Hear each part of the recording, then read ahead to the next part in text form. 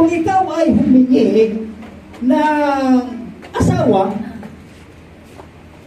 o kayong mga lalaki, tayong mga lalaki, ay binigyan tayo ng, talagang humingi tayo ng guidance ng Panginoon na bigyan tayo ng mabait na asawa. Yung pinagkatiwalaan, mapagkatiwalaan na asawa. Yan ang mga Kristiyano na humihingi sa Diyos, mga kapatid.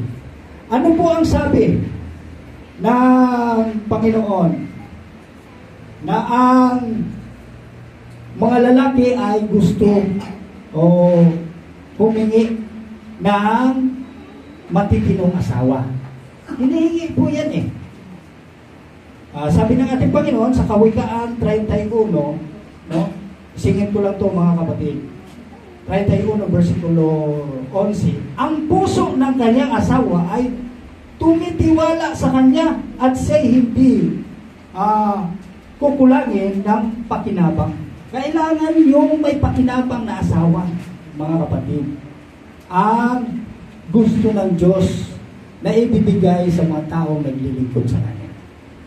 Ganon din naman, ang sabi sa 1 Timoteo Kapitulo 3, ang talatay 11, unang Timothy Kapitulo 3, ang talatay 11. Gayon din naman, ang mga babae dapat ay mahusay, hindi palabintangin, mapagbigil, tapat sa lahat ng bagay.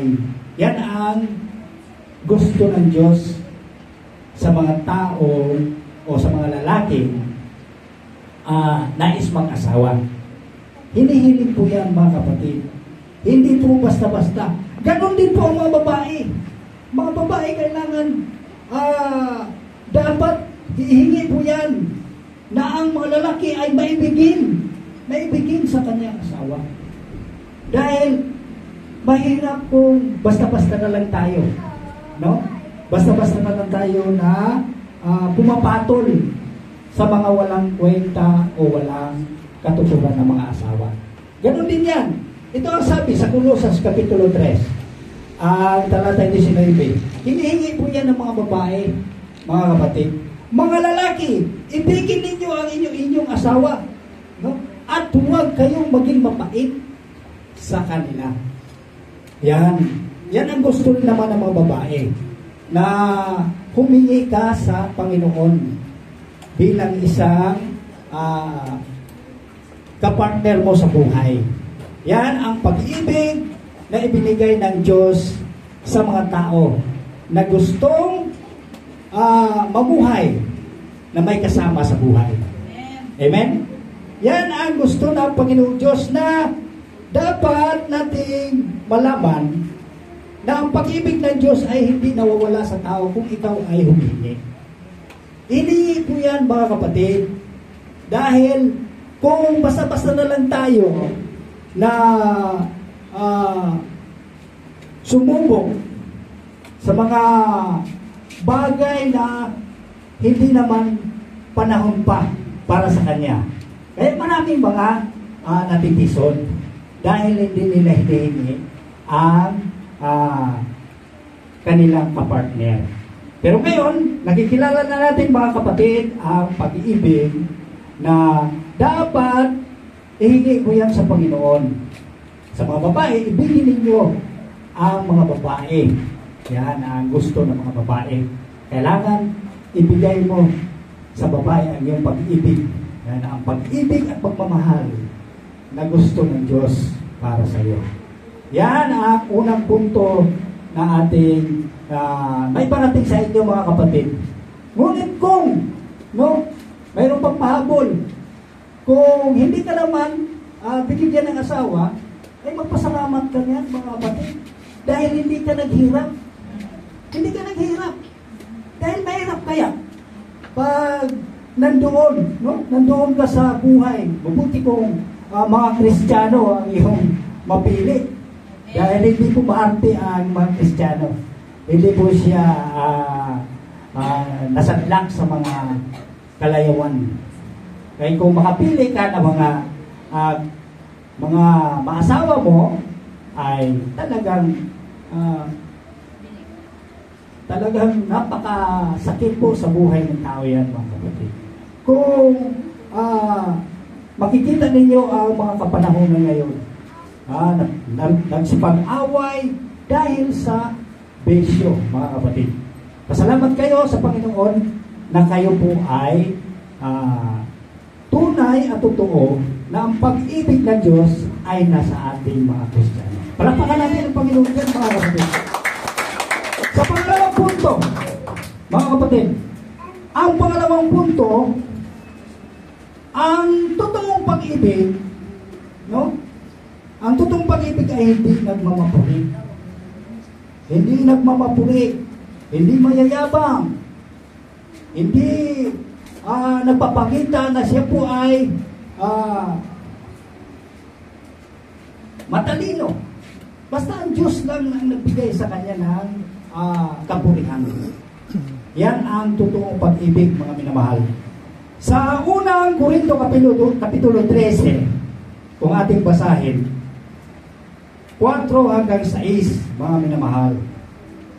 Ang pag-ibig ay mapagpahinuhod at magandang loob. Ang pag-ibig ay hindi naghili. Ang pag-ibig ay hindi mapagpalalo. Yan ang tunay na pag-ibig. Sa 5, hindi mag-uugaling mahalay. Hindi hinahanap ang kanyang sarili. Hindi mayayamot. Hindi inalimuna ang masama. Yan ang totoong pag-ibig. Hindi nagagalak sa kalikuan, kundi nakikigalak sa katotohanan. Yan ang totoong pag-ibig, mga kapatid.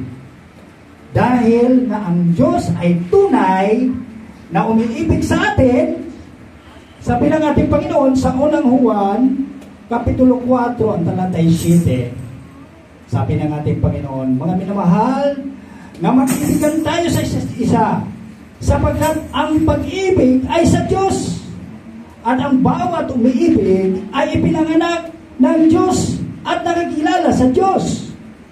Ang hindi umiibig ay hindi nakikilala sa Diyos, sapagkat ang Diyos ay pag-ibig. Pagmamahal ang Diyos, mga minamahal. Yan ang totoong at tunay na pag-ibig. Dito nahayag ang pag-ibig ng Diyos sa atin, sapagkat sinugo ng Diyos ang kanyang buktong na anak sa sanlibutan upang tayo'y mabuhay sa pamamagitan niya.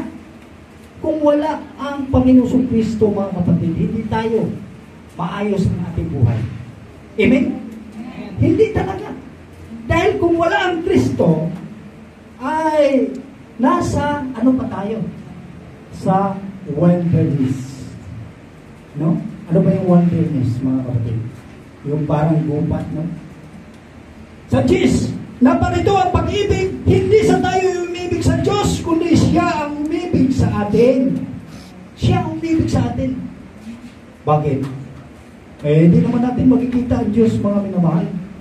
Napakinggan lamang natin ang kanyang mga salita. Sabi niya, narito ang pag-ibig, hindi sa tayo umiibig sa Diyos, kundi siya ang umibig sa atin. Mali po yung kasabihan na minamahal ko ang Diyos. Paano mo mamahal ang Diyos ay hindi mo nga makita, mga kapatid. Ang Diyos ang magsabi na siya ang umibig sa atin. At sinugo ang kanyang anak na pinapalubag loob sa ating mga kasalanan. Kaya dumating ang Panginoong Kristo sa buhay ng bawat isa, mga kapatid. Kung wala si Kristo, nasaan kaya tayo ngayon, no? Nandoon sa mga kanya-kanyang gawain sa sanlibutan. Ano yan? Isa-isahin ko pa, no? Hindi na. Sugal, o kung ano, mga lasing, o mga pambababae, lahat na. No? Hindi mabilang ang totoong wala kay Kristo. Pero ngayon, mabilang lang natin, no? Mabilang lang natin. Yan, tayo. Ilan lang tayo. O, sa ibang mga pantaking pananampalataya, ilan lang yan. Pero kaya ikumpara natin sa mundo na nandoon sa kanya-kanyang gawain ng sanlibutan. Yes. Kaya, dahil sa pag-ibig ng Diyos, mga kapatid, si Kristo ay namatay. Dahil sa pag-ibig ng Diyos, ganun ka buti ng Diyos na ang pagmamahal niya ay binigay niya ang kanyang bugtong na anak at nagpangamatay.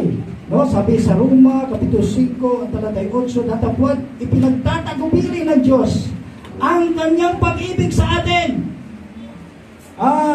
Nang tayo yung mga makasalanan pa, si Kristo ay namatay dahil sa atin. Yan ang tunay at totoong pag-ibig, mga kapatid. Si Kristo, dahil inako niya ang mga kasalanan hindi naman dapat sa Kanya, namatay siya. Sa Roma 8:32, siya ay hindi pinagkait ang kanyang sariling anak, kundi ibinigay dahil sa ating lahat. Bakit hindi naman ibinigay sa atin ng walang bayad ang lahat ng mga bagay? Kung paglingkuran lang natin ang Diyos na nagbibigay sa atin ng pag-ibig, mga kapatid, napakabuti ng Diyos. Bibigyan niya ang lahat ng mga pangangailangan.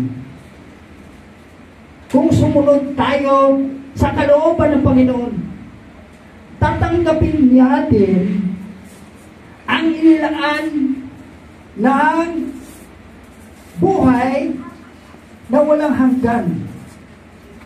Mga kapatid, yan ang pinakamabuting pag-ibig na binigay sa atin ng Diyos.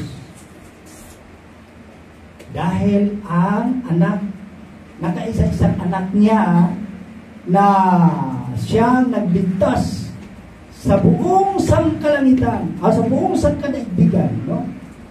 Dahil sa makasalanan tao,